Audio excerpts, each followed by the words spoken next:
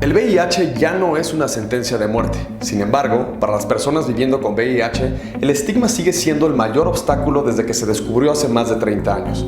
Conozcamos a personas que, a pesar de vivir vidas normales y completamente saludables, siguen siendo discriminados día a día en una sociedad llena de estigmas y falta de información.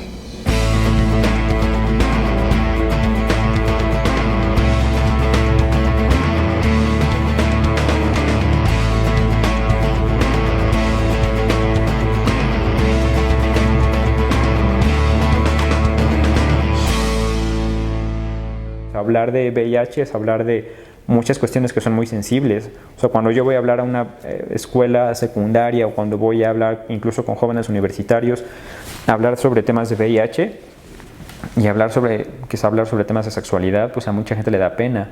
A mucha gente no le gusta hablar de ese tema. Si yo vivo con VIH y puedo estar hablando aquí y puedo tener un trabajo y puedo tener una pareja y puedo vivir bien y si tomo medicamentos, pues tampoco es el final, ¿no? Mi nombre es Yair Zabaleta Rocha, yo nací en Puebla, tengo 30 años. De chico siempre fui muy introvertido, siempre he sido delgado, chaparrito, entonces era el chavito como que si pasaba desapercibido mejor. Yo iba en la secundaria, mis papás se separan y entonces empiezas como a caer en el, pues, ¿qué onda conmigo y mi sexualidad? Y también me daba cuenta por ahí que me gustaba un chavo de la secundaria, pero no le prestaba mucha atención.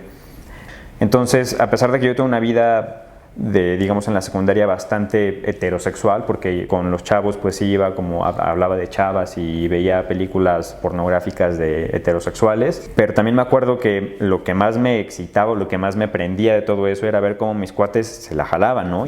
Como entre más experimentaba, sabía que algo estaba ahí pasando que no estaba necesariamente, como que chocaba con lo que tradicionalmente tenía que ser. Aunque yo tenía mis amigos en la colonia y en la escuela, en la secundaria, etcétera, mis mejores amigas pues eran mujeres y no me lo cuestionaba. Ya fue hasta prepa cuando yo conozco a mis amigos que se han vuelto como mis hermanos y que estos son gays, ¿no? Son de mente. Y fue cuando yo realmente descubro y asumo mi sexualidad. Por muchos meses, casi un año, había tenido como todo un proceso de aceptarme, más allá de que ya lo había dicho a mis papás. En realidad mi mamá se alivianó muchísimo tiempo después. Lo comprendió con psicólogos, con la vida misma, al punto también de que mi mamá un tiempo fundó, junto con la mamá de uno de mis mejores amigos, de Ricardo, y con otro papá, un grupo de padres que ayudaban a otros padres ahí en Puebla, cuyos hijos también eran diversamente sexuales. Me acuerdo que Ricardo y yo estuvimos como dándoles como consejos de qué podrían o qué deberían pues, platicar con los papás que llegaran. Al final del día podrá sonar como muy trillado, pero es el amor lo que cuenta, y es el amor y el cariño que le tienes de crianza, de complicidad, de muchísimas cosas, lo que te lleva como a superar ese proceso.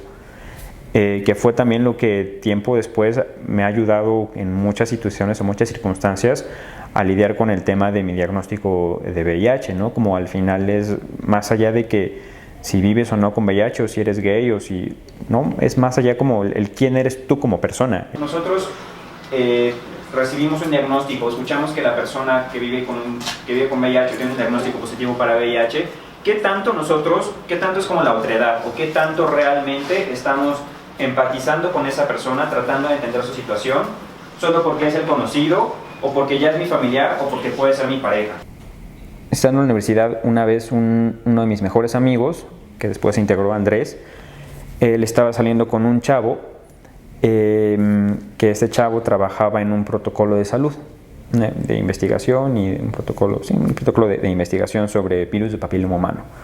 Entonces Andrés me dijo, oye, pues mira, este chavo nos está invitando de que vayamos a Cuernavaca, se está haciendo este estudio y están reclutando como gente, nos pagan los viáticos y pues vamos nosotros dos, no vas a ir solo. Dije, bueno, va, está bien, me convenció. Bueno, ya fuimos a los estudios y entrevistas y cuestionarios médicos y te toman sangre como para ver si tienes presencia de virus de papiloma humano, te toman muestras y si tienes alguna otra infección de transmisión sexual, si gonorrea, si sífilis, y VIH y pues ya terminó y nos fuimos a dar la vuelta a Cuernavaca, estuvo poca madre, dijimos, pues sí, valió la pena, ¿no? Y como a las 2 semanas me habla este chavo, no Andrés, sino el chavo que estaba reclutando, me dice, oye Yair, quiero que vengas a Cuernavaca por unos resultados que pues ya tenemos aquí y pues que quiero comentarte.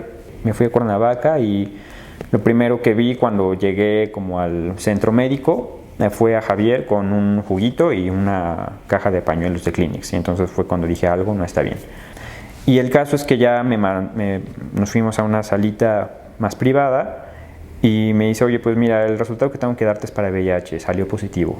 Y entonces yo en ese momento dije, ajá, ¿no? Y como que sigue. Entré como en un estado de shock en ese momento y dije, no mames, o sea, sé lo que de VIH, sé lo que de física cuántica, pues sé muy poco. Y me acuerdo que me dijo, oye, pues mira, va a venir un muy buen médico hoy en la tarde, entonces, pues ¿por qué no te esperas a verlo y platicas con él? Vi al médico, me explicó muchísimas cosas médicas, pues mira, los estadios y entonces el medicamento y el tratamiento y tu carga viral y yo así de, sí, ¿no? Entonces, como, pero voy a estar bien, sí vas a estar bien, pero no me voy a morir, no te vas a morir. No tuve por muchos meses como la oportunidad ni de llorar, ni de berrear, ni de patalear. Fue como un proceso de, como literalmente estar en el limbo, ¿no? Como no saber qué pasaba, como qué me esperaba y como de repente leía, como de repente no quería enterarme, de repente no querer pensar y querer encontrar al responsable o el culpable de alguna manera, porque para decírselo, como para saber como en qué momento pasó, ¿no? O sea, quieres encontrar el momento en el preciso en el que pasó eso, en el que pudiste haber cambiado el curso, pues ahora sí que de tu vida. Estaba como en una etapa de negación total, pero muy interna, como por fuera era de, pues sí, yo estoy chido, yo relax, yo veo que venga, ¿no? Pero sí por dentro entendí en ese momento que pues no estaba bien, que no era lo que quería, que estaba renegando en todo momento y que sí estaba como cayendo en algún tipo de depresión, porque estaba haciendo las cosas por hacerlas. Vi al psicólogo una vez, como que hablamos, muy escueto, y la siguiente vez que me vio, pasé y le dije, pues sí, doctor, pues me mandó otra vez la doctora, la infectóloga, porque no me puede dar el tratamiento, las pastillas o el medicamento, como porque necesito tener como su autorización. Hablé como 10 minutos yo con mi monólogo y entonces yo creo que son de las escenas de la vida que se te quedan muy grabadas, y entonces el doctor ya cuando terminé de hablar me dice, bueno hijo, ¿y tú cómo estás? Pues bien doctor. No hijo, ¿cómo estás? Y entonces yo creo que ahí los cables se me cruzaron, ¿no? ¿Qué pasó? No sé qué pasó. Y sí, me solté a llorar, como dije, pues sí, estoy horrible, ¿no? O sea, estoy de la verga, ¿no? Tengo miedo de todo, tengo miedo de perder la vida, de no encontrar trabajo, de todo, o sea, de cómo decir eso a mi familia, de no poder encontrar como otra vez una pareja. O sea, tenía miedo de absolutamente todo. Yo voy a cumplir 24 años con el diagnóstico de VIH. Y todavía me estoy encontrando con casos muy similares a los que yo conocí hace 20 años, ¿no? Donde siguen personas diciéndole a alguien que vive con VIH, te vas a morir en tanto tiempo. O cómo es posible que tú teniendo información ahora lo hayas adquirido, ¿no? Como esa cuestión de señalar y de hacer que las personas decidan mejor ocultar la información. Mi nombre es José Gerardo Cabrera Reséndiz. Actualmente tengo 44 años y yo digo que vengo de una familia normal o tradicional dentro de lo que cabe. Y en la actualidad trabajo en una asociación civil, yo digo que soy trabajador comunitario. La organización se llama Red Mexicana de Personas que Viven con VIH-Sida. Es una organización que está conformada en su gran mayoría por personas que vivimos con VIH y que trabajamos lo que es el continuo, prevención y atención. Ahí damos atención sobre infecciones de transmisión sexual, odontológica, nutricional, hacemos pruebas rápidas, damos apoyo psicológico, tanatológico, contamos con grupos de autoapoyo y damos asesoría legal, banco de medicamentos, ¿no? Tratamos de que sea un servicio integral. Yo ahí soy el director de la organización, director y presidente. Tengo que estar como movilizando recursos, monitoreando las actividades de la organización y en algún momento asesorar cuando hay algún conflicto o orientar, ¿no? También como hacia dónde va la organización. Hago muchos talleres de capacitación, participo en la capacitación, busco la vinculación con otros actores, es decir, otras organizaciones de la sociedad civil, otros movimientos. Yo llego al activismo a partir de mi diagnóstico. O sea, a mí me diagnostican en 1992, así siendo muy exactos, 24 de junio de 1992, y la persona que me entrega mi diagnóstico, que era un psicólogo muy sensible, pues nada más levantó unas hojitas así, ¿no? Así, y me dijo, ¿sabes qué? Tú ya tienes SIDA y te quedan 3 meses de vida. Y de repente abre un cajoncito y me dice, pero está este medicamento que te puede ayudar a vivir 3 meses más. Y me lo saca y me lo ofrecieron en ese tiempo, creo que 1,500 pesos. Y mi frustración, mi depresión, se volvió más bien como enojo.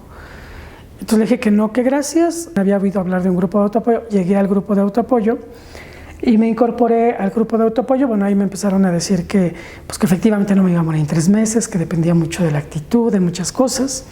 Me doy cuenta que todo el mundo llegaba y todo el mundo decía así, es que me va muy mal, es que sufrí, es que me maltrataron, es que me dijeron, es que no sé qué. Entonces un día acompañé te estoy hablando en un lapso como de 3 meses. Entonces acompaño a la psicóloga a visitar a que era la coordinadora del grupo, a visitar a un chico que estaba en el hospital en una crisis de salud. Y desde que llegamos, lo primero que nos dicen es, se tienen que poner el pantalón quirúrgico, la bata quirúrgica, la gorra, el cubrebocas, los lentes y los guantes, ¿no? Para poder entrar a ver a la persona. Casi todos los que estaban ahí adentro no podían pararse a comer porque estaban en condiciones de salud algo difíciles y les metían la puerta por abajito, la comida. Entonces, si alguien les podía parar a darles de comer, pues les daba de comer a los demás y si no se quedaban sin comer. Y eso, voy a utilizar una palabra altisonante, dirían por ahí, me hizo encabronarme. Y creo que el estar encabronado me permitió decir, no podemos seguir viviendo así, tenemos que hacer algo por nosotros. Y pues mira, yo te puedo decir que yo decía que era voluntario y terminé pues al 100% en esto. No me sentí solo porque estaban mis amigos, mi familia no lo sabía, en ese entonces tenía pareja. Y mi pareja también ya le habían diagnosticado VIH. Entonces, como paréntesis, tiempo después nos dimos cuenta como que fue como él por su lado y yo por el mío. Pero bueno, como que estábamos ahí juntos, ¿no? Apoyándonos y pues como llevando un poco el seguimiento médico. Cuando me dieron el tratamiento, fue en un enero de 2008. Yo llevaba ya casi 6 meses haciendo prácticas en una empresa automotriz en Puebla. Pues estudias alemán, estudias administración y entras a hacer prácticas a esta empresa como para tener el trabajo deseado, ¿no? Yo dije, bueno, pues si no me voy a morir, pues tengo que seguir adelante y tengo que seguir con mis proyectos y tener un buen trabajo y tener una buena vida. Para mayo de 2008, que ya un poquito antes incluso, que ya había vencido mi término de prácticas en esta empresa, me dijeron, no, y pues sí hay posibilidades de que te contratemos, pero tienes que quedarte como un ratito más porque si te vas es más difícil. Y entonces fueron como 2 meses de marzo, abril y mayo, como de muchos, ¿no? De pruebas y de entrevistas. Ya tenía seguro el lugar donde iba a estar o al que estaba aspirando a estar, y fueron entrevistas y exámenes de aptitudes y de cualquier cantidad de pruebas psicométricas y, en fin, como demasiados filtros. Y el último era ya como nada más la firma de papeles, exámenes médicos y que firmaras el contrato. La chamba iba de ser de auditor y de estar viajando por todo el país, entonces como que fue como un proceso que me estaba como alentando a, pues sí, o sea, esto no me va a detener, ¿no? Como vivo con VIH o tengo VIH, pero pues yo voy a seguir con mi vida. El día de mi cumpleaños voy a hacerme los exámenes médicos. Me acuerdo que después fui a comer con los chavos de ahí de la oficina y regreso como por los resultados y me dicen, oye, pues es que vamos a armar tu expediente ya para que pases mañana a la firma de contrato, ¿no? Y dije, perfecto.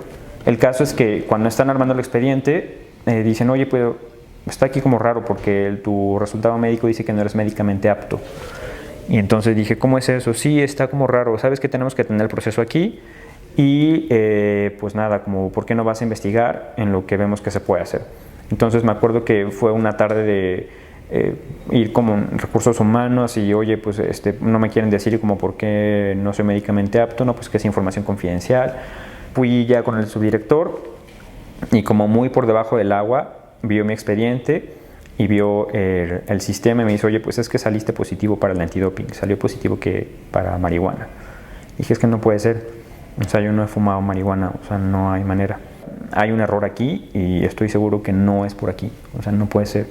bueno, pues puedes hablar con el director de servicios médicos, ¿no? Como la última instancia en términos de servicios médicos, con quien podía hablar. Hablé con él y lo primero que me dijo, pues es que o sea, salió positivo para el antidoping y pues no podemos hacer nada. Le dije, ¿no? Como lo mismo, la misma historia, no, es que no puede ser. Me puedo hacer unos estudios de laboratorio por fuera, como porque algo mal está, tus reactivos a lo mejor están mal, pero te juro que no. Y dice, no, o sea, es tu palabra contra la mía. Y dije, fuck, no, o sea, como, ¿qué pedo? O sea, yo estaba seguro que era por el VIH y como, o sea, no había manera, pues. Fui con recursos humanos y les expliqué la situación de, pues miren, estoy dispuesto a meterme a rehabilitación, a hacerme estudios de laboratorio por fuera, a regresar en medio año, pero por favor, o sea, he estado preparándome casi un año como para este trabajo y que por esa situación pues me digan que no, pues no es justo. Al final, pues como se quedó en ahí, pues vamos a ver qué podemos hacer. Y en ese inter yo me acuerdo que hablé con Javier, el chavo que me dio el resultado. Le dije, oye Javier, mira, pues pasó esto, es posible que sea por VIH. Me dice, mira, es muy probable, es probable que te hayan hecho un estudio de VIH y que no te quieran decir y que estén poniendo esto como pretexto, porque por VIH puedes meter demanda y pues no, o sea, se pueden meter en un problema, pero por antidoping, pues no, o sea, aunque tú digas y aunque hagas, pues está ahí y eso es resultado y entonces pues no hay manera, o sea, no vas a entrar. Y entonces dije, no, ya, o sea, literal dije todo, que se vaya al demonio. Y dije, no necesito de esto y me voy a otro lado. Me dijo Ricardo, oye, pues mira, te tengo una oportunidad, te tengo una propuesta. Hay una oportunidad aquí donde yo estoy trabajando en el Distrito Federal. Eso en la Conferencia Mundial sobre SIDA. Y pues me hace falta alguien que me venga a apoyar como en logística y en el programa de jóvenes. Y dije, pues Ricardo, pero pues yo tampoco tengo como mucha experiencia en eso. Dije, bueno, pues de eso a nada, pues mejor eso, ¿no? O sea, como, pues a ver si es chicle y pega. Entonces me acuerdo que le dije a mi mamá, bueno, cuando les dije la noticia de que no me habían contratado en esta empresa automotriz, sí fue como de, ¿neta? ¿Pero qué pasó? No, pues es que no sé, o sea, yo no les quería decir ni que había sido por antidoping, ni que había sido por VIH, ¿no? Como ¿qué les decía? O sea, era de, pues, cancelaron todas las contrataciones, pues no va a pasar. Vine a la entrevista al Distrito Federal con Ricardo. Yo no sabía ni qué quería, ni qué iba a pasar, o sea, todas mis cartas estaban puestas en ese lugar donde no me aceptaron y ya lo que viniera después no me importaba un bledo. Y el caso es que me dijeron, sí, pues va, te aceptamos, lo único que necesitamos es que, eso fue como un viernes, me imagino, jueves o viernes, es que el martes a más tardar te vengas a vivir a DF.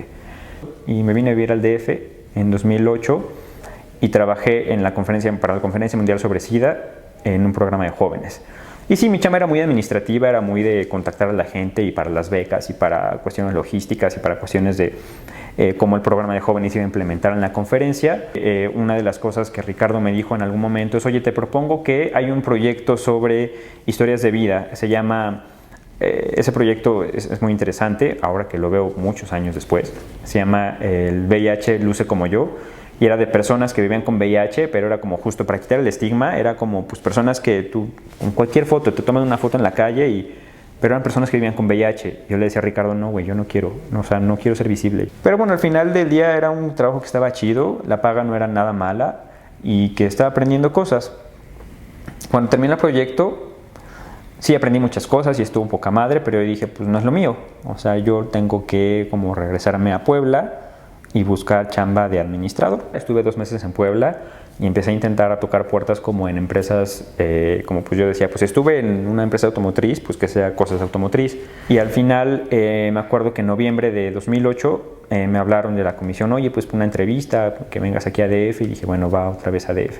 Entonces fui a la entrevista, la chava, la señora, pues señora, es bastante chava. Me acuerdo que me entrevistó, nos caímos súper bien y como nos dimos mucha confianza y me dice, ya no necesito buscar más, te vas a quedar. Ya no me regresé a Puebla más. Y fue como empecé a involucrarme como más en estos temas. Y estuve en Derechos Humanos y después estuve en una organización, una AC, sobre diversidad sexual. Y al tiempo también empecé a estar en un proyecto, en un protocolo, el mismo que por el que yo entré y que me diagnosticaron VIH. Ahora yo estaba del otro lado, ahora yo era reclutador. Fue aquí en la Clínica Condesa, aquí en la Ciudad de México, y con pura gente que vivía con VIH, ¿no? Entonces fue cuando, en el lapso de 2008 a 2011, en el que yo empecé a involucrarme y dije, pues sí, ¿no? Pues sí, está chido, y como me empecé a relajar mucho más, voy a trabajar en esto, sí porque vivo con VIH, porque creo que es necesario, pero también porque me apasiona. Y entonces fue así que empecé como realmente mi vida en el activismo. Ya por 2011, en una de las personas que yo conocí estando en la conferencia sobre SIDA, uno de ellos, que se convirtió como también un cuate muy cercano, dirigía una organización que se llama Espolea. Entonces Aram me habla una tarde y me dice, oye, pues es que fíjate que tengo un programa de VIH y necesito a alguien que dirija ese programa. Y entonces pues quiero plantearte a ver si te interesa. Traían ahí un proyecto de una consulta regional entre jóvenes que viven con VIH. Y dije, va, me aviento, ¿no? Pero solo como, ¿no?, unas condiciones muy específicas de yo no voy a hablar en público, yo no voy a dar talleres y no quiero como dar conferencias o revelar mi diagnóstico, ¿no? Como porque no me hace sentido. Y dije, va, no hay problema.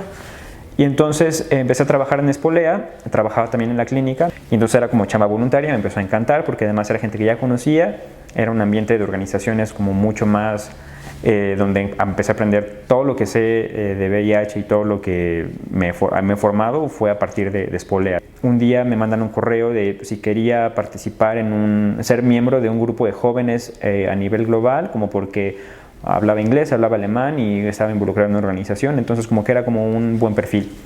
Y le dije a Aram, oye, pues suena interesante, pero como eso de que, pues sí, nada más está en la organización y pues ya participar. Dije, bueno, va, entonces metí mi solicitud, me aceptaron y entonces ya era parte de la red de jóvenes, la red mundial de jóvenes que viven con VIH, ¿no?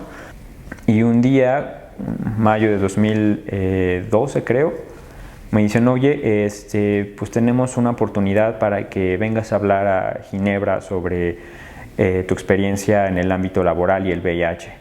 Y entonces yo dije, no, pues es justo lo que no quiero. O sea, no vas a ser como la estrella, simplemente tú vas a estar ahí hablando de lo que te pasó, de tu tema, y va a haber gente hablando de sindicatos, y va a haber gente hablando de inequidades en el sistema laboral y lo que sea. Entonces tu tema va a ser otro entre 300 tantos. Y dije, bueno, pues está bien. Y entonces me fui a Ginebra, sí había 300 temas más y el mío era como uno. Además mucha gente me decía, VIH, pero esto es como de empleo. Pues sí, pero el VIH pues tiene que ver, ¿no? Como porque hay discriminación y como porque la mayoría de las empresas pues no son sensibles y la mayoría de las empresas pues hacen pruebas de VIH. Ah, pues sí, sí es cierto. Entonces ahí empezó como un proceso en el que empecé a verme como más en una plataforma más internacional. Entonces con ese se empezaron a disparar como más oportunidades para la conferencia mundial sobre SIDA de Washington. Y entonces empecé a tener oportunidades de crecimiento, de mucha experiencia, también de viajar y de conocer lugares, de conocer personas, de conocer historias de vida que eran muy distintas a la mía. Pero al final del día el hilo en común es, pues vivimos con VIH, somos seres humanos y estamos aquí para hablar de lo que hace falta, de que pues no es solo como el VIH y te den tus pastillas, o sea, hay muchísimas cosas más y entonces la gente sufre estigma en sus familias, en el trabajo, en la calle, como en todos lados.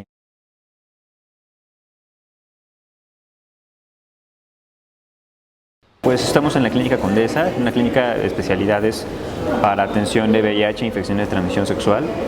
Es una clínica que lleva ya varios años. De hecho, la primera vez que pisé aquí la Clínica Condesa fue en 2008. Hicimos un recorrido porque empezaba a estar en auge como el tema de que era una clínica especializada en atención de VIH. Ya tiene nutrición, estomatología, infectología, salud mental, psiquiatría, tiene una área específica para comunidad transgénero. Atiende población con VIH principalmente, pero también tiene cabida para personas que no viven con VIH, que vienen a hacerse la prueba, y salen negativos, pero tienen alguna infección de transmisión sexual. Entonces esa es como otra ventaja.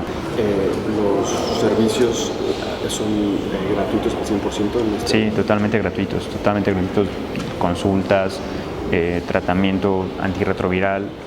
Hay también servicios de laboratorios, es decir, carga viral CD4 que son gratuitos, estudios generales de orina, de sangre. Y ahí, si ya requirieras algún otro tipo de estudio que está fuera del alcance, no de la clínica, sino como tal del sistema de salud, entonces, bueno, eso ya tienes que pagarlo. Por un lado, la clínica atiende a los pacientes, a las personas que tienen diagnóstico y que pueden ser atendidas aquí, es decir, que no tienen seguridad social, que no tienen IMSS, que no tienen ISSSTE. Soy Luis Manuel Arellano, soy periodista y aquí me desempeño como subdirector de integración comunitaria del Centro para la Prevención y Atención Integral del VIH-Sida de la Ciudad de México. El programa para la prevención y atención integral del VIH-Sida de la Ciudad de México tiene estrategias que busquen reducir la incidencia, que busquen reducir los casos nuevos de VIH, y la suma de ambas es lo que ha desarrollado lo que llamamos como el modelo Condesa. Pero aparte de la clínica o de las clínicas, porque realmente ya hay 2 clínicas, tenemos una serie de programas fuera de la clínica, una serie de acciones institucionales y medidas que permiten investigar, que permiten realizar interpretaciones de la epidemia, y desde esa magnitud de información que acumulamos, tomar las decisiones que, de acuerdo a los tiempos, a los recursos disponibles, pues permitan dar respuestas. Yo creo que ya estamos dando respuestas, pero básicamente esa sería la actividad que vas a encontrar aquí. Entonces, la gran mayoría de la población, al menos que vive con VIH, pues está aquí, ¿no? En el Seguro Popular, y entonces te habla de, sí, claro, de problemáticas del sistema de salud, pero de muchas otras problemáticas. Nosotros como activistas lo vemos todo el tiempo. Hay como esa zozobra de cada año tenemos que estar como monitoreando de que hay dinero asegurado para la compra de medicamentos antirretrovirales. Es que haya presupuesto etiquetado para tener el médico, la enfermera, el oficial de vigilancia, y que haya una estructura que te dé servicio para todos, o sea, que te dé como la base para tener todo este tipo de servicios. En este momento de la línea del tiempo, sí es importante tener una clínica especializada, pero que sí la apuesta tendría que ser a que esa clínica especializada no tendría que ser solo de VIH, es decir, el VIH tendría que estarse atendiendo y respondiéndose desde las diferentes instancias, no solo especializado. Antes de que el VIH llegara a nuestro país o se diera a conocer en 1983, nosotros ya teníamos estigmatizado al SIDA. Con la información que nos llegó 2 años antes de Estados Unidos, donde los diagnósticos se realizaron en 5 de junio de 1981, y este diagnóstico vino acompañado de un manejo informativo ya estigmatizado. En México al menos empezó a ocurrir como en una epidemia centrada en hombres homosexuales, ¿no? Entonces empezó a crear este rollo, esta situación de, claro, a ver, si eres homosexual y tienes prácticas, es decir, eres homosexual, entonces eres promiscuo. Y si eres homosexual y promiscuo, seguramente también eres drogadicto o alcohólico, o las 2 cosas. Pero aparte de, o sea, si eres homosexual, promiscuo, drogadicto y alcohólico, entonces en algún momento de tu vida vas a tener VIH.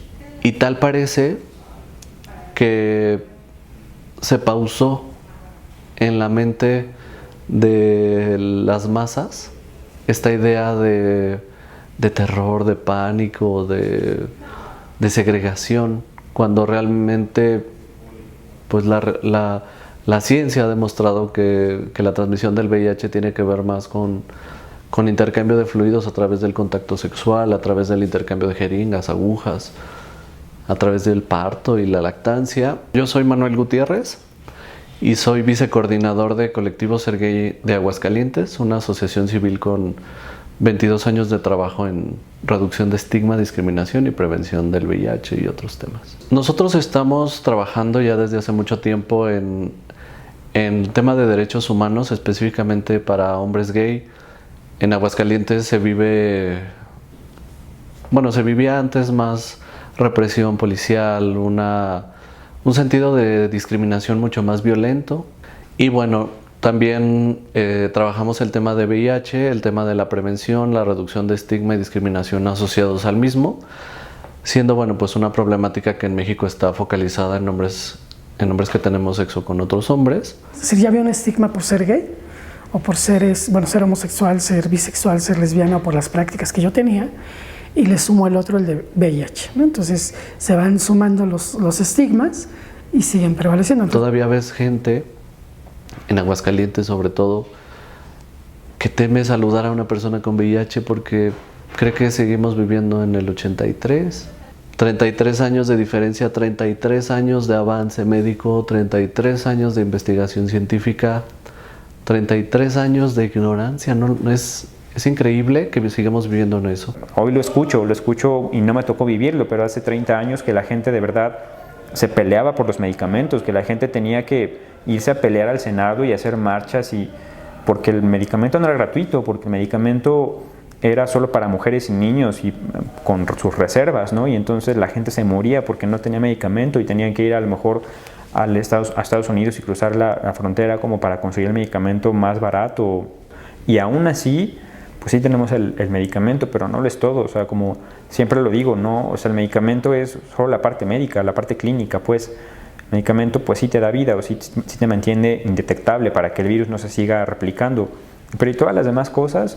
México tiene una cultura acumulada durante siglos que viene asociada con principios universales de estigmatizar al diferente o al que está enfermo, de tenerle miedo a la enfermedad.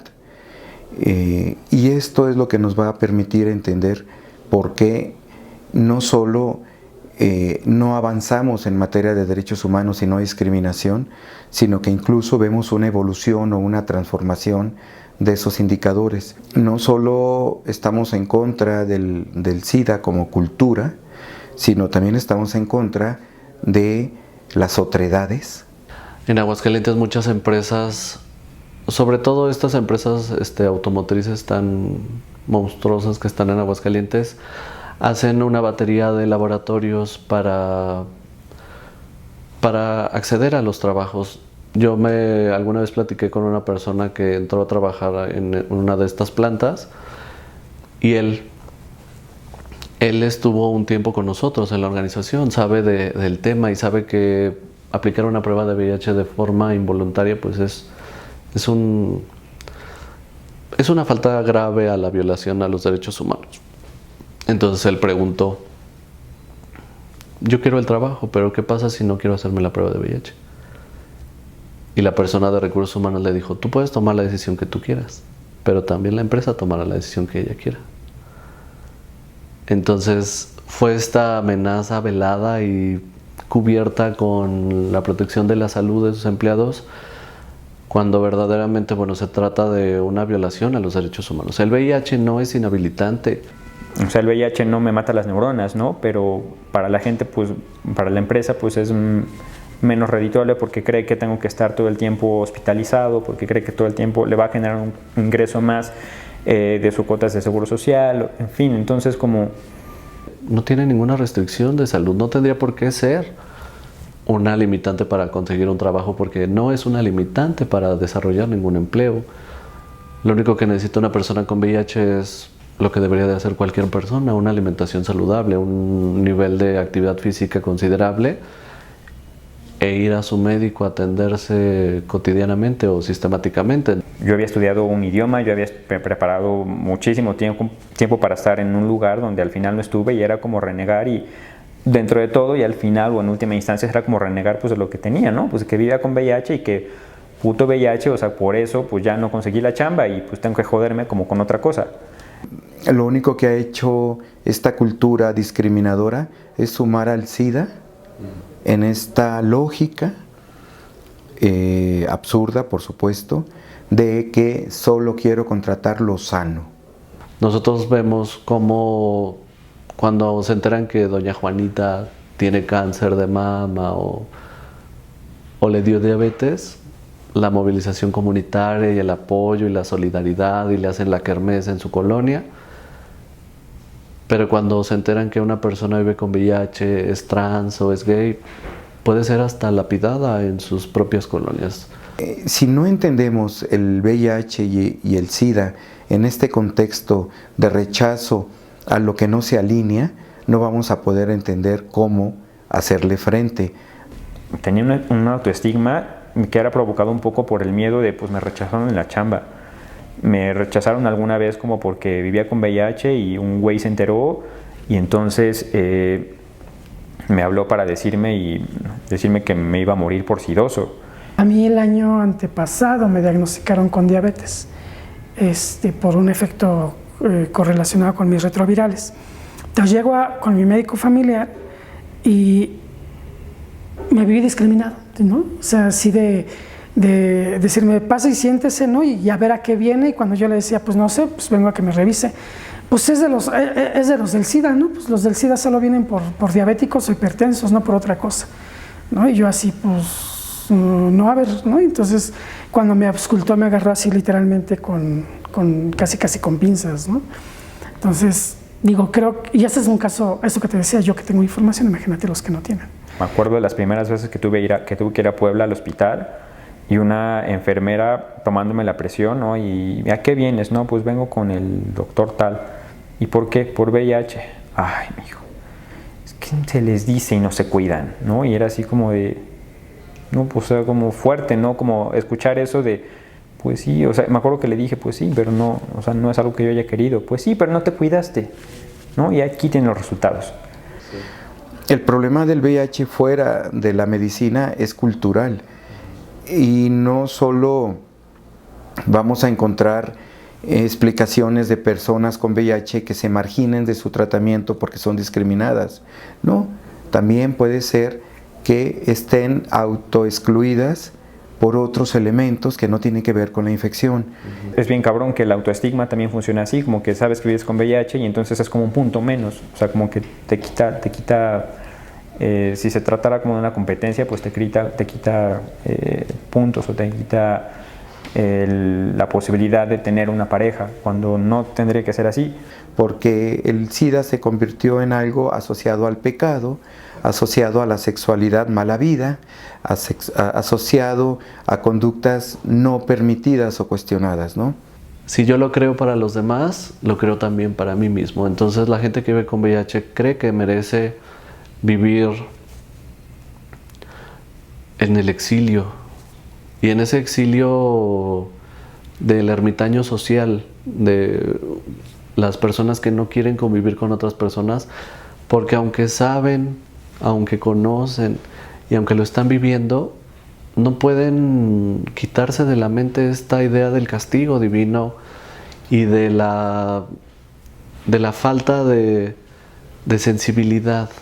Se vive mucho miedo, se vive mucho estigma interno. Y creo que tenemos que quitar justamente esa mala concepción, ¿no? El desvalorizar a las personas que viven con VIH, es decir, por vivir con VIH tienes menos valor como ser humano, o no mereces tener acceso a ese empleo, o no mereces acceso a ese servicio de salud, o que te traten mal, o a que esperes más en la fila, o a que, en fin, muchísimas cosas. Lo digo porque lo aprendí, porque lo he vivido, porque lo he visto, porque se dice en los foros, porque se dice en la comunidad internacional, porque se dice en las organizaciones chiquitas. O sea, el estigma es de las principales barreras.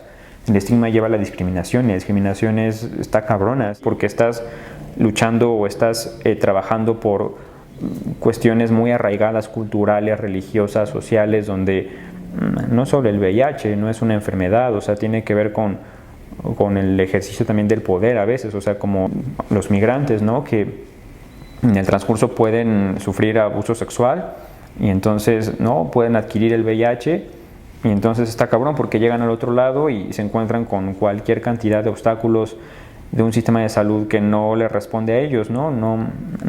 No es ni fácil, ni amigable, o a veces ni es para ellos.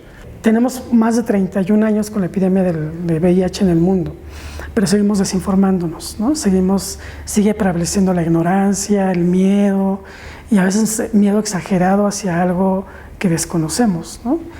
Y a veces es nada más eso, no que la gente o sea, quiera ser mala o quiera tener el estigma ahí, ¿no? Y como que a huevo quiero señalarte como el sidoso y como el que se va a morir. No, pues a veces es simplemente como el constructo que traemos aquí y que es bien difícil cambiar. El mismo chavo que me habló para decirme que qué poca madre que ojalá me muriera por sidoso, después me estaba pidiendo, 2 años después, me estaba pidiendo consejos porque estaba saliendo con alguien que vivía con VIH. Entonces queremos dialogar solo con el que es igual, queremos dialogar solo con el que piensa de la misma forma. Bueno, pues entonces no hay diálogo. Y en términos de salud sucede exactamente lo mismo. El hecho de que por ejemplo, la gente que va pasando por fuera, ¿no? Que no vive con VIH, sabe que esa clínica es para personas con VIH. Entonces el estigma está también ahí afuera. Es decir, saber que si tú estás entrando aquí, es porque seguro tienes VIH, es porque seguro eres un promiscuo, ¿no? O sea, ese tipo de cosas también es como como resultado del estigma social. Mucha gente no se quiere hacer la prueba por ese miedo que es parte del estigma, por ese estigma que es como, pues es que si me voy a hacer la prueba, voy a perder mi trabajo, voy a perder a mi pareja, voy a perder mi esperanza de vida, ¿no? Cuando no es así. Sí hemos avanzado, sí. Pero una cosa es lo que avanzas, por ejemplo, en la Ciudad de México en las leyes, y otra cosa es lo que la sociedad, la gente te va diciendo. Lo que pasó en Aguascalientes, ¿no? Que más allá de lo que la sociedad, o sea, el tema de prevención y el tema de derechos humanos no está sujeto a una consulta pública. Oye, a ver, pues puedo no estar de acuerdo, pero ¿quién soy yo como para decir que debe quitarse ese espectacular, ¿no?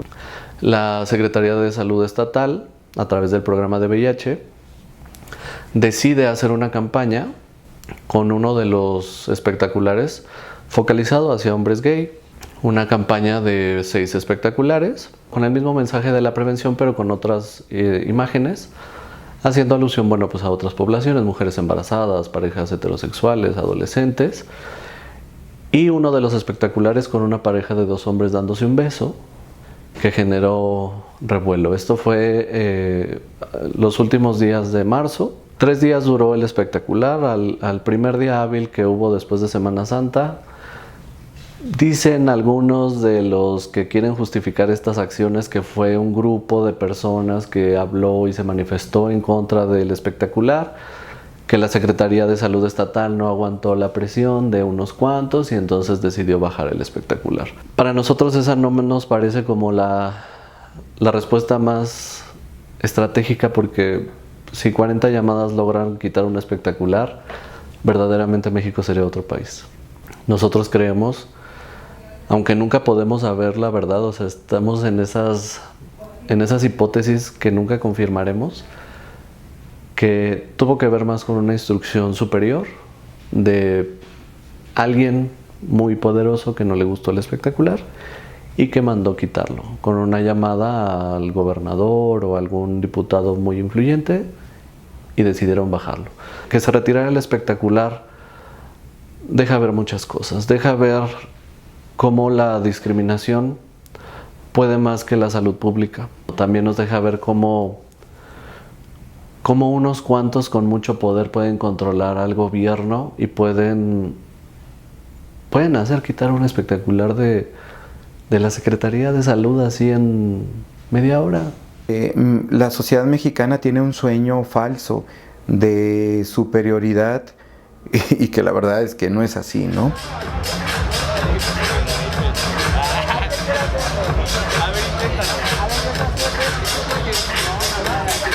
Pero bueno, vas a calificar un 5.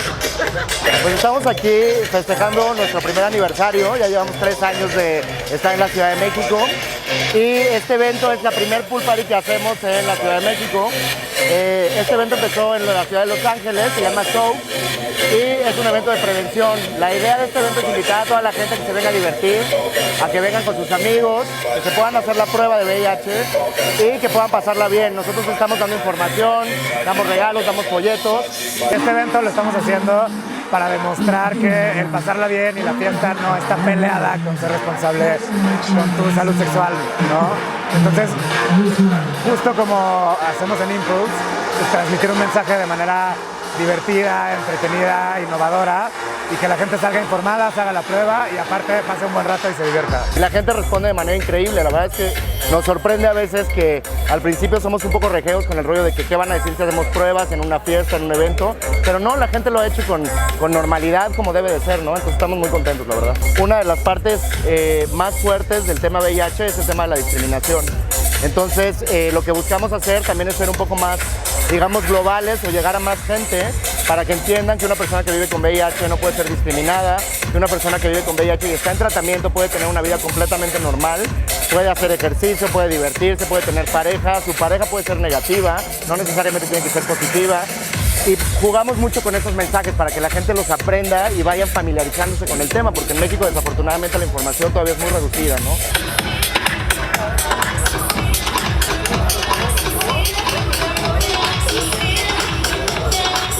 Siempre es un buen momento para hacerse una prueba de VIH y lo mejor es que todo es nuevo, es abierto a su vista, es desechado, se toma un pequeño pinchacito en la yema del dedo de 3 a 4 gotitas de sangre y este proceso nos lleva alrededor de máximo 15 minutos.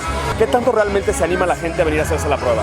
Yo te podría decir a nombre de todo el equipo que hoy viene con HF México en el área de prevención que nosotros contribuimos, que estamos muy contentos, la gente se ha acercado, se da la vuelta, regresan, sonríen, se hacen la prueba, reciben la preconsejería, nos llenan un consentimiento informado donde autorizan la aplicación de la prueba, pasan al interior, les aplican la prueba y les entregan el resultado de manera verbal. Salen, se les entrega un kit de prevención que es un cilindro, se les da una condonera, pueden tomar condones y lubricantes extras y sobre todo conocen pues las campañas que tenemos. Nosotros es la campaña de Pruébate, Trátate y prueba de VIH gratis. Yo tengo que decir que ya llevamos aquí un par de horas y sí, al principio ve a la gente un poco como que pues no con tanta confianza de acercarse a hacer la prueba, pero como dices, van, se toman una copa, regresan, los amigos conocen a los otros amigos y de cierta manera sí hemos estado viendo más tráfico de gente viniéndose a hacer la prueba, que es algo muy bueno y que es el propósito de esta fiesta, ¿no? Y hacen uso de nuestro servicio de pruebas rápidas con calidad humana. Muchísimas gracias.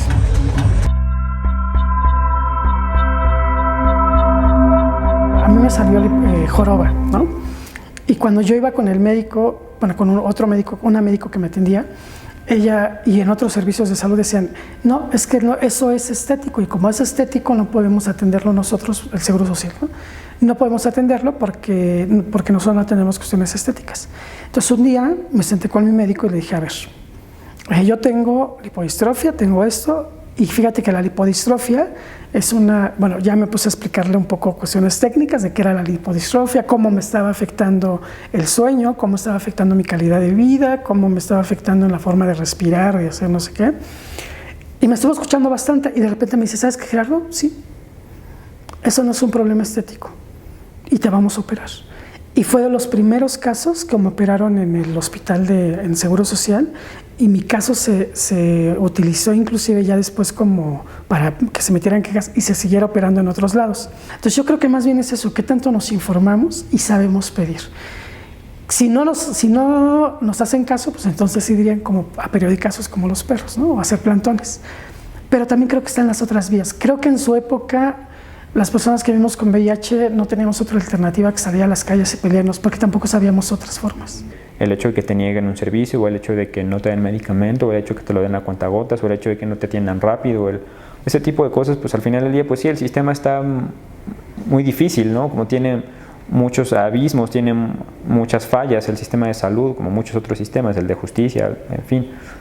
Pero también si la gente no se queja, pues esas fallas tampoco son visibles, no son exhibidas y entonces no hay cambios. Nos preocupan los niveles persistentes de estigma y discriminación hacia las personas con VIH. Pues bueno, estamos aquí en el Foro Legislativo de VIH.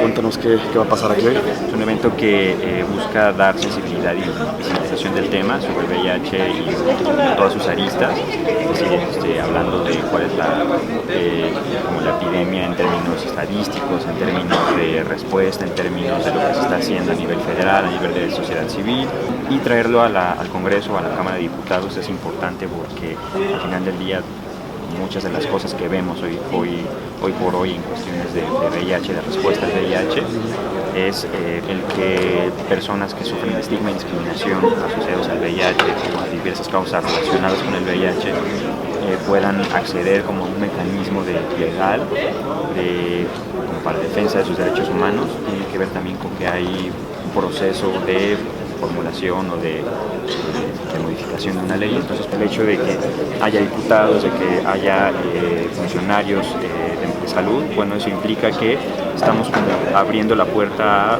definir qué podríamos hacer, qué se podría hacer para, por ejemplo, para reducir el estigma y la discriminación, digamos que a grandes rasgos de eso se trata este foro, de platicar, de escuchar un poco de personas que tienen experiencia en el tema, que han trabajado o que están trabajando en instituciones como el CENSIDA, por ejemplo, el Centro Nacional para el Control y la Prevención del VIH, o en la Clínica Condesa también viene alguien de sociedad civil, y bueno, escuchar también de parte de la Cámara de Diputados, de los legisladores, qué es lo que piensan, ¿no? Claro. Y que en términos de la discriminación o del el estigma y la discriminación, o sea, siguen existiendo todavía leyes y bueno, tomadores de decisiones que siguen estigmatizando, discriminando, ¿no? Y que promueven leyes absurdas, ¿no? Lo que acaba de pasar en Veracruz el año pasado sobre promover una ley de criminalización de la transmisión del VIH, por ejemplo, ¿no? Que en lugar de volverse en beneficio de la población para la prevención, se puede volver un obstáculo. Porque la mayoría de las leyes de criminalización lo que dicen es a sabiendas de que la persona conozca su estado. Entonces, ¿qué es lo que va a ocurrir? Que va a decir, prefiero no saber. Si yo no sé que tengo VIH, no hay delito que perseguir.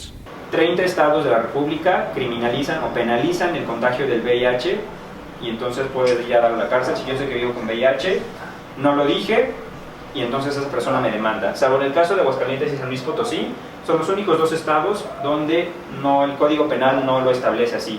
Estamos viviendo en la paradoja de tener leyes, de tener reformas en la Constitución y de tener esta tutela de los tratados internacionales, pero que verdaderamente a la hora del ejercicio de la ciudadanía pues no están llegando. La letra se está convirtiendo en letra muerta, la protección a los derechos humanos es una utopía de las leyes y no está llegando a la gente, no está llegando, no está fortaleciendo la dignidad de las personas, en verdad.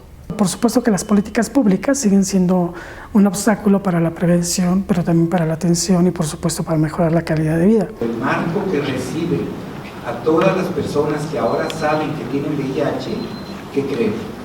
Les penaliza el ejercicio de su sexualidad. Te aviso que puedes tener VIH, te doy tu diagnóstico, pero ¿qué crees? Los códigos civil y penal no te permiten ejercer tu sexualidad ni te permiten casarte. ¿Por qué? Porque ya sabes que tienes VIH. Bueno, los derechos sexuales y reproductivos son superiores a un diagnóstico de cualquier infección o enfermedad, ¿no? El VIH no se transmite porque tengas una relación sexual, el VIH se transmite porque existe el VIH. La vida sexual ni termina ni empieza con un diagnóstico de VIH. Se puede tener vida sexual, hay innumerables casos de parejas serodiscordantes que tienen vida sexual activa, la disfrutan y los mantienen juntos. Más allá de hablar de serodiscordancia, hay que hablar como de semejanza, o sea, más allá de que lo que nos divide como un diagnóstico de VIH, ya sea reactivo o positivo, o negativo o no reactivo, pues más allá de eso somos humanos y somos personas y somos capaces de sentir, de amar, de aprender, de trabajar, de compartir una cena con una familia o un grupo LGBT, ¿no? De chavos y chavas LGBT. Entonces por eso la palabra, más allá de que pues indica algo y es propia para definir una situación, yo prefiero decir que pues al final del día es más, no somos personas y somos humanos y las etiquetas a veces son innecesarias. A veces, por supuesto, tenemos que darles el nombre porque, como lo vamos a ver más adelante, por ejemplo, para cuestiones de investigación, para cuestiones de política pública, para cuestiones de cómo nos relacionamos, para cuestiones médicas, para muchas otras tipos de situaciones, es importante que tengamos como ese tipo de definiciones. Ajá, como Pepe también chaparrito, siempre es como de, todos así de su tamaño, ¿no? Que de hecho, alguien se burló, no tengo el banquito aquí, pero... Una pareja serodiscordante donde uno de ellos vive con VIH y la otra persona no. Pues que no el cachetón. Empezó a darse de un tema de, pues tenía que venir de aquí a Ciudad de México, con al DF todavía, como por alguna reunión de chamba, por un fin de semana, y me quedaba aquí en el DEPA. Y entonces Pepe tenía como menos de un año de estar viviendo aquí. Y sí, entonces era al principio de me quedaba un día, 2 días, luego 3 días, luego una semana y luego con el paso del tiempo de un par de meses, 4 meses incluso, era así como de pues ya me pasaba una semana aquí, unos días en Puebla, otra semana aquí. Entonces un día hablamos y dijimos, oye, como pasas más tiempo aquí que en tu casa en Puebla, entonces como ¿por qué no te vienes a vivir aquí? Ya lo traía como pensado desde hace varios años, que siempre que yo conocía a alguien tenía, pues, no como un deber moral, pero sino como un... Me gustaría que la persona con la que voy a salir supiera algo que es parte de mi vida. Y sobre todo porque mucha gente le hace mucho ruido.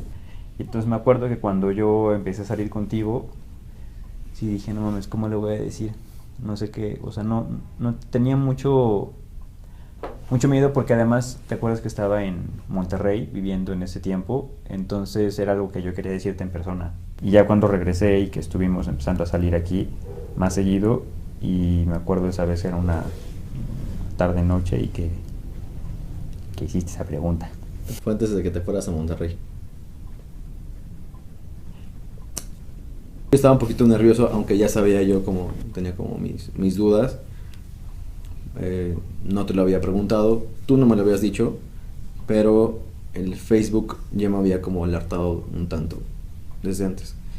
Vi que publicabas como muchísimas cosas sobre el VIH, ¿no? Veía que viajabas muchísimo y invitabas a los chavos así que se hicieran la prueba. Me daban nervios, la verdad es que me gustabas muchísimo. Y ya no. Pero eso me ponía muy nervioso por cuestiones de cuidados, etcétera, ¿no? Yo sabía me imaginaba más bien que tú estabas así, vivías con VIH. Estábamos aquí en el sillón y tú me preguntaste, dije, ¿te puedo hacer una pregunta? Algo así, no sé cómo se manejó. Y vi tu cara así como un poquito como asustada. Y te dije, ¿tienes VIH?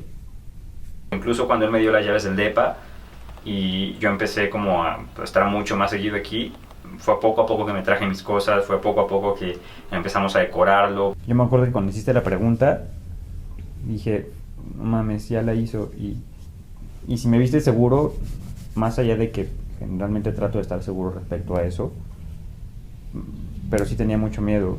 Y después cuando tuviste palabras más, palabras menos, pero lo que dijiste fue como, pues está bien, seguro tengo que pensarlo, meditarlo, asimilarlo, algo así dijiste.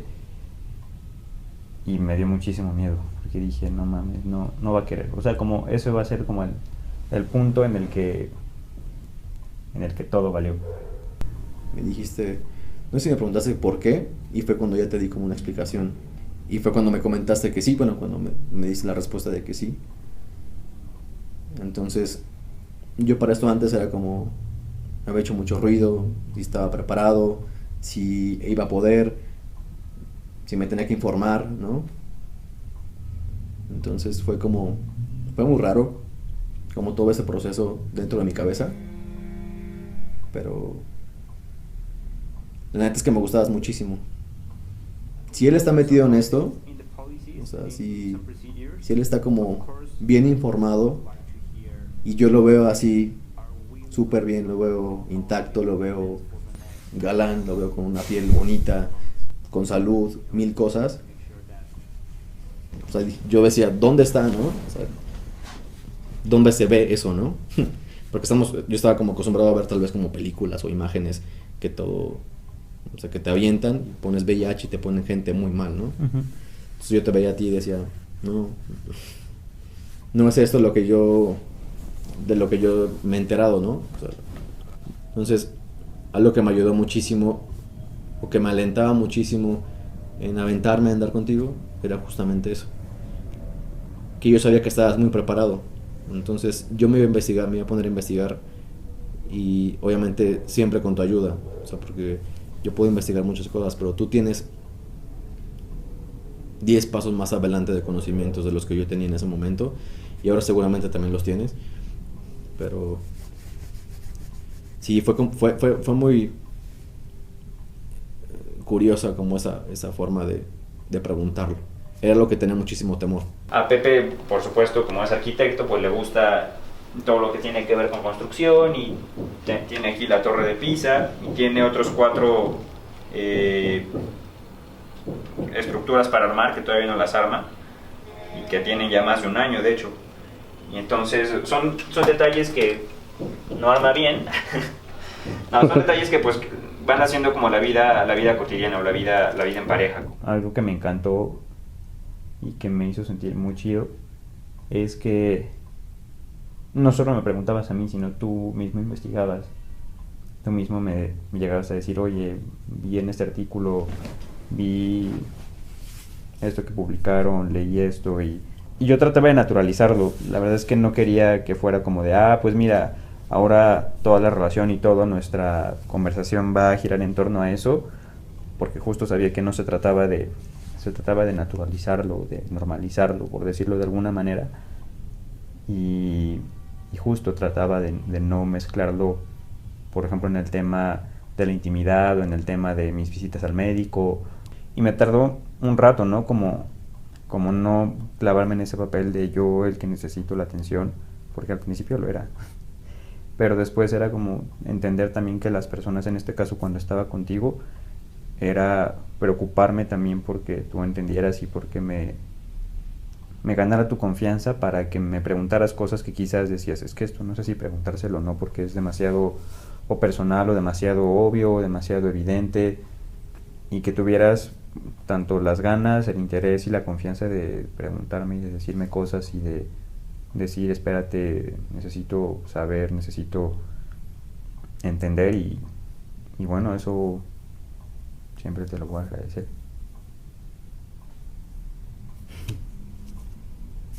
Déjame en paz.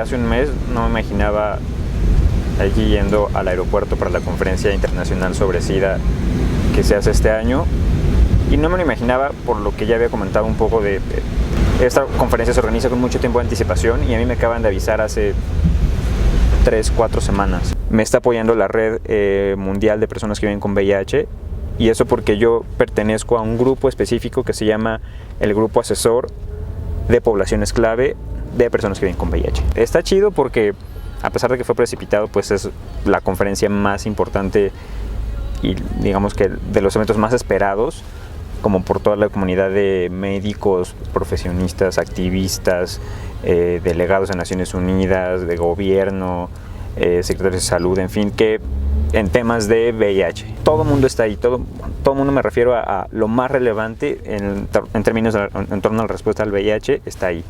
Hay eventos sucediendo, los que quieras, los que te imagines, 100 eventos sucediendo a la misma hora, porque hay alrededor de 20,000 personas que están yendo a esa conferencia. Entonces, el formato es de 3-4 días de preconferencia o incluso más. Por ejemplo, está la preconferencia de jóvenes, está la preconferencia de personas que viven con VIH y muchas otras. Y luego los días de la conferencia principal. Y están los activistas que siempre han estado como en este tema, trabajando en sus poblaciones, con sus comunidades, hablando sobre, pues si tú estás diciendo esto, Naciones Unidas, tu gobierno está diciendo esto, pero mira, yo lo que estoy viendo es otra cosa completamente distinta. Es ese espacio que tienes para, si no para discutir y pelearte, pero sí para decir qué sí se está haciendo bien y reconocerlo, y que sí reconocer también que se está haciendo mal y que no estamos avanzando. La epidemia pues está muy lejos de acabarse. El estigma, discriminación, criminalización están presentes, y están más presentes incluso que hace 30 años que empezaba la epidemia. Y pues eso, ¿no? El fin común es el mismo. Entonces darte cuenta o darme cuenta de que, por ejemplo, seguimos pidiendo las mismas cosas o muchas de las mismas cosas que pedíamos en 2008, es como de, es frustrante como persona, como activista, como persona, como un ciudadano que está trabajando en esto, pero entonces es como, sí te hace pensar que hay algo que no estamos haciendo del todo bien, o hay algo que no estamos viendo y que necesitamos estar nuevamente como escarbando y viendo o tratando de entender qué es lo que no estamos entendiendo del todo, qué es lo que no estamos viendo, qué es lo que no estamos trabajando. Mucho éxito, la verdad sé que eres un chingón, y a donde vas sé que vas a llevar como en alto todos tus conocimientos. Te amo.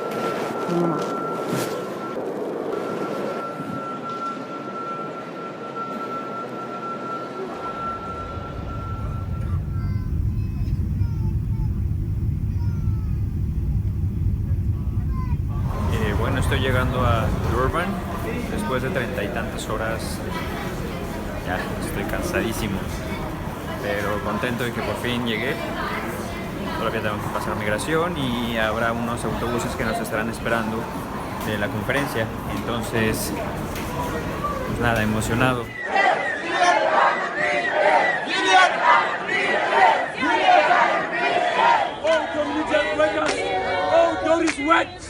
Worked her life for 17 years, and in her life ever since she's worked, she's never spoken of, oh Doris, oh community health workers, oh why must they suffer, oh some are convicted, they're termed criminals.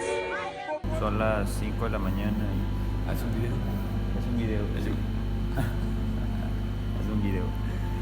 Y vamos hacia el safari.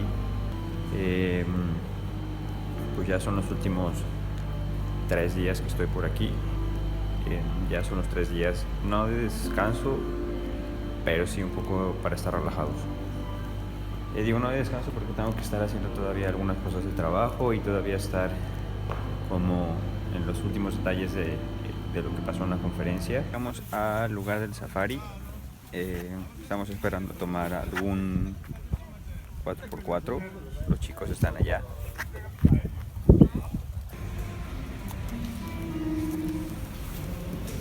Bueno, pues ya estoy en mis últimas horas antes de partir vuelta a México. Fue una experiencia muy buena.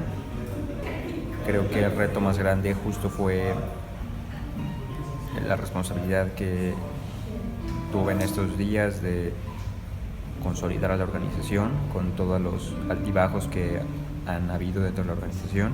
Entonces puedo decir que me voy satisfecho por ello, que las reuniones que tuve con financiadores, con otras redes, con otras organizaciones, nos fue bien. Y a nivel personal diría que sí fueron muchos aprendizajes, mucho descubrir que aunque una veces tiene miedo y tiene esos nervios o duda de las capacidades o del nivel de discusiones, de reuniones, de pláticas que se pueden dar, descubres que la madera que traes o de la madera de la que estás hecho, y sin ser pretencioso totalmente, es mera humildad y como reconocer que al final fue eso, fue darme cuenta que lo pude hacer y lo hice bien.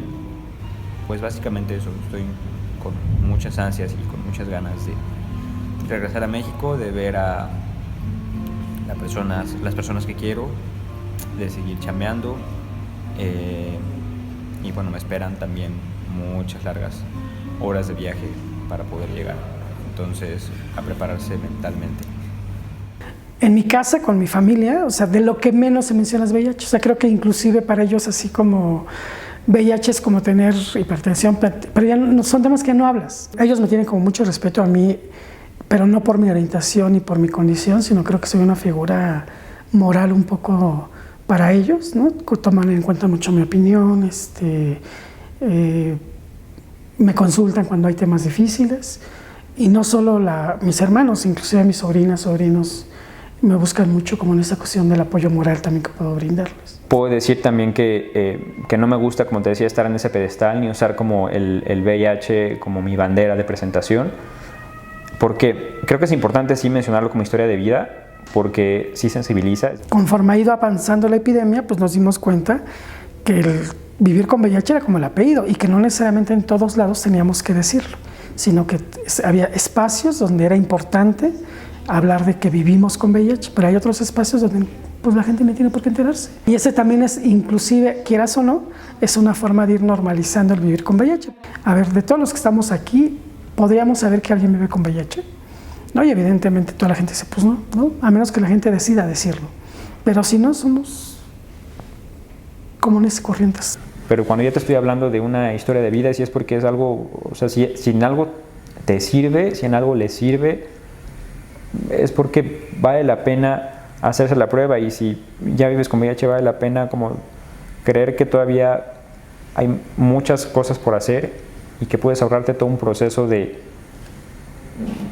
pues, ¿qué te puedo decir? De sufrimiento, puede ser, de sufrimiento, de renegar de la vida también, como para que le des la vuelta de tuerca, como para que digas, güey, pues si este lo hizo, como ¿por qué yo no? El hecho de que empieces a encontrar personas, hombres y mujeres que viven con VIH y que son exitosos, que están en control su infección, que tienen una vida plena, sea de pareja o de familia, mujeres que tienen hijos y que ya no transmitieron la infección a sus hijos, creo yo que ese es un mecanismo para poder difundir que aquello que creíamos que era el VIH no lo es. Y es muy probable que si se sigue por esta ruta de confrontar la realidad con la suposición, se logre disminuir los niveles de estigmatización, pero la cultura va a seguir discriminando. Entendamos juntos que si aceptamos las diferencias, fortaleceremos la comunidad, la sociedad, los núcleos familiares. Todos tenemos el derecho de ser diferentes y tenemos la obligación de ser diferentes. Para eso venimos a este mundo, para ser únicos, irrepetibles, para ser auténticos. Entonces yo creo que también el hablar del tema, en el caso de quienes vivimos con VIH, tiene que pasar por un proceso de empoderamiento primero individual para que después pases a lo social. En este caso, en este país, hace falta mucho el empoderamiento de los líderes que vivimos con VIH, pero sobre todo la educación, que también nos informemos primero nosotros, tengamos la información basada en evidencia y después la podamos compartir con nuestros colegas, con nuestros amigos, es decir, con nuestros pares que viven con VIH, pero también con la sociedad en su conjunto, porque si no lo que estamos a veces transmitiendo también puede ser prejuicios, mitos, ¿no? Que la gente comprenda que realmente pues no somos esos monstruos de las leyendas de iglesia, que tenemos estas aversiones y estas conductas muy reprobables. Somos personas como cualquier otra, somos los hijos, los hermanos, a veces los papás, los compañeros de escuela, de cualquier persona.